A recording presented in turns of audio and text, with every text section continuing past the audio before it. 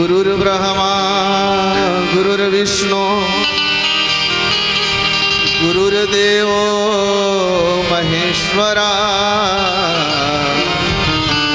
गुरु साक्षात् परं ब्रह्म तस्मै श्री गुरुवे नमः। वर्णानां अर्थसंघानां रसानां छन्दसामपि मंगलानां चाकर्तारो वन्दे वाणी विनायकं। भवानी शंकरं वन्दे श्रद्धा विश्वासरूपिणो याभ्यां विना न पश्यन्ति सिद्धः स्वान्तायस्थमीश्वरम्।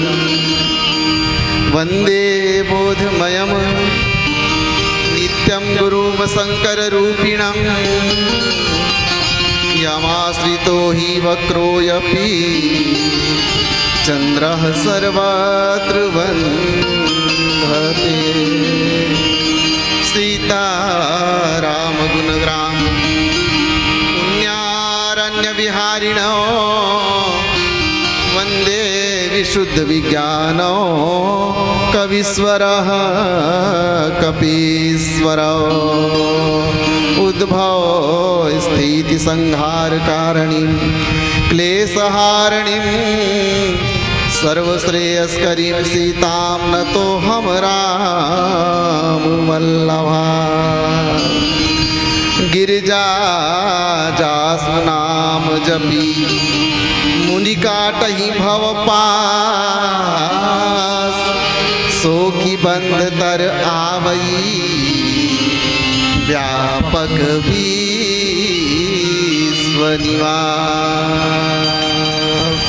बोली श्यावर रामचंद्र की पवन सुत हनुमान की उमापति महादेव की सभापति तुलसीदास की।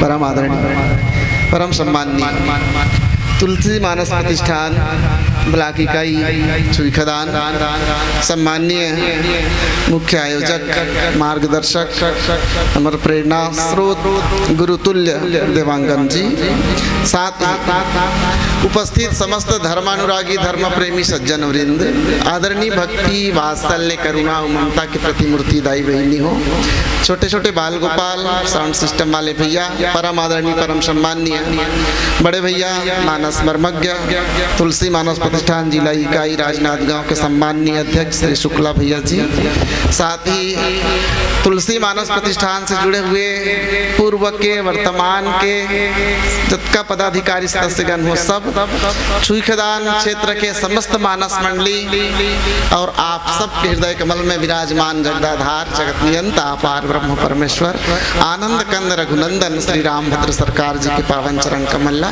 मैं और मानस मंडली सादर प्रणाम करते हैं। ऐसा ही नहीं विश्वास है आप सब सादर स्वीकार करते हैं।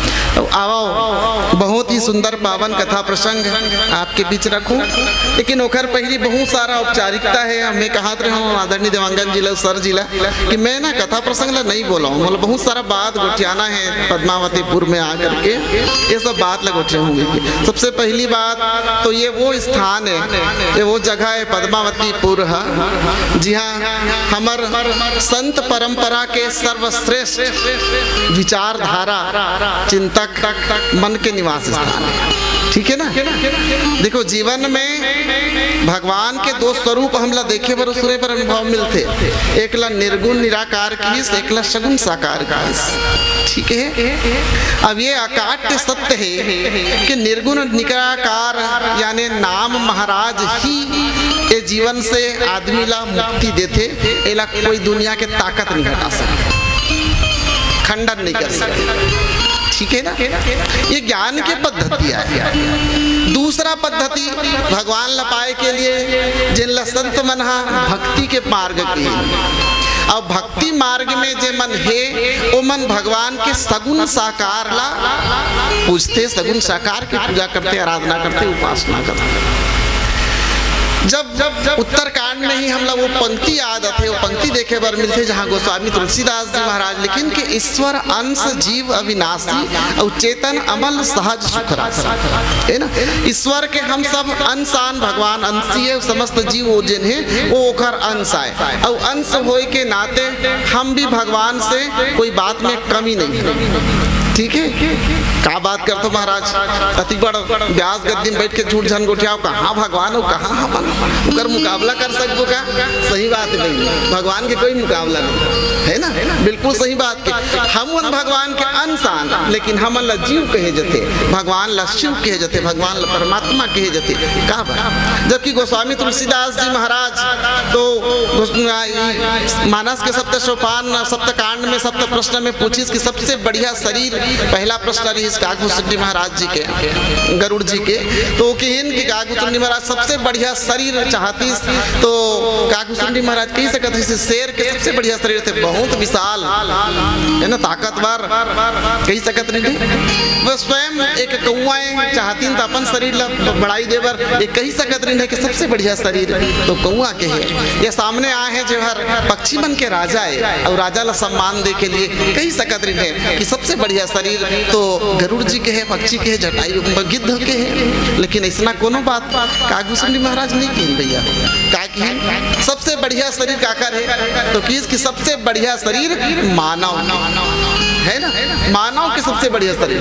ये मानव तन जैन ला भगवान स्वयं कहते सब मम प्रिय सब मम उपजाए, सब मम प्रिय सब मम उपजाए, सब मम प्रिय सब मम उपजाए और सब ते अधिक मनुज मोहि भाए।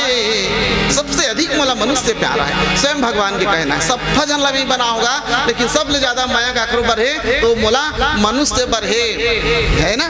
तो जब अतेक माया भगवान लहे और हम मन कहथन और संत पंथ ग्रंथ सब जन्म नहीं कहते का बड़े भाग मानुष तन पावा सूर्य दुर्लभ सब संतन गावा।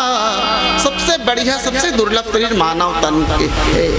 फिर वो ईश्वर और हम जीव काबर है ना, समस्या ही कर है एक कि आदमी हर अपन आप ला भूल गए। जब से जीव संसार में आते माया के बंधन में बंध करके वो अपन अंशी ला भूल जाते, वो अपन लक्ष्य ला भूल जाते और माया के बंधन में होकर के जीव संसार में एक बंदर के समान, जैसे मदारी बंदर ला नचते वैसे बंदर के समान हम सब इस संसार में नाचते है ना।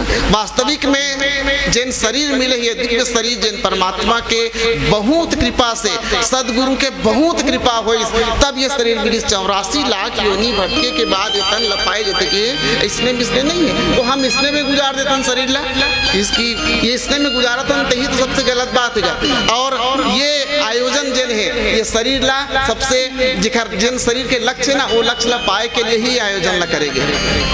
संत परंपरा कहते राधा स्वामी परंपरा कहते कि जीवन में मुक्ति चाहिए, भव सागर से पार होना है तो सिर्फ नाम के आधार है, बिना नाम के भव सागर से पार नहीं किए जा सके। कर्म कांड में अनेक प्रकार के विघ्न है, अनेक प्रकार के बाधा है, बहुत मुश्किल है। लेकिन यदि सच्चा दिल से आत्मा के पुकार से जैन आत्मा उन जिन भगवान भेजे वो आत्मा के एक बार ऐसे पुकार हो जाए जेकर से वो पुकार परमात्मा तक पहुंच जाए और करंट लगे तुरंत जीव में और वो जीव अपन आप तक के बुला ले। संगवारी हो शरीर कभी मरे नहीं, मरते का शरीर है, शरीर अवश्य मरते, आत्मा नहीं मरे है ना।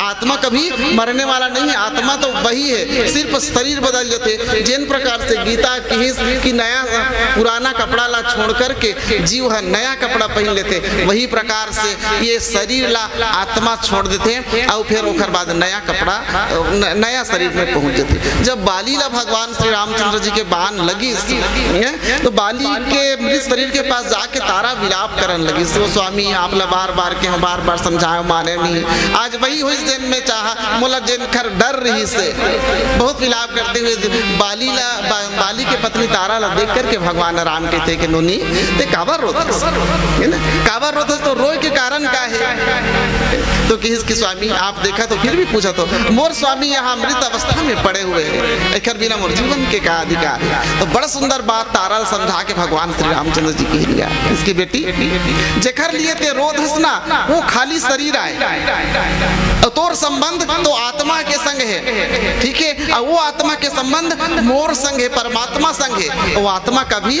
मरे नहीं, और जेन हार मर गए काए तो किस के जन मर गए वो सिर्फ शरीर आए। बहुत सुंदर बात गोस्वामी तुलसीदास जी महाराज लिखते का, क्षिति जल पावक गगन समीरा और पंच रचित यह अधम शरीरा, क्षिति जल पावक गगन समीरा पंच रचित यह अधम शरीरा, पंच तत्व से बने हुए अधम शरीर है ना, ये शरीर जरूर जरूरत है लेकिन आत्मा कभी छूटने वाला नहीं है। हम सब आत्मान और हमारा एक ही उद्देश्य है परमात्मा से मिलना है, काबर आत्मा वही रहता है, काया बदल जाती है, आत्मा आत्मा आत्मा वही रहता है, काया बदल जाती है, काया बदल जही बिल्कुल अकाट्य सत्य है, दो बातन को याद रख जो चाहत कल्याण नारायण एक मौत को दूजे श्री भगवान, ये शरीर के राहत ले बहिनी राम नाम ला जप ले, कबर की वही मुख्य आधार है। इस शरीर के बाद जब बुढ़ापा होए के बाद ते फिर कहिबे कि मोर मुंह से राम नाम निकल जाएगी कि अरे जवानी में नहीं ले सके, जब बुढ़ापा में आंखी काम नहीं देते, कान सुनत नहीं है, मुंह खावत नहीं है, हाथ चलत नहीं है, का गारंटी है तोर मुंह ले राम नाम निकल जाए। एक लिए अभ्यास बचपना से होना जरूरी है, करत करत अभ्यास के जड़मति होत सुजान है ना, रसरी आवत जात के सिल पर परत निशान।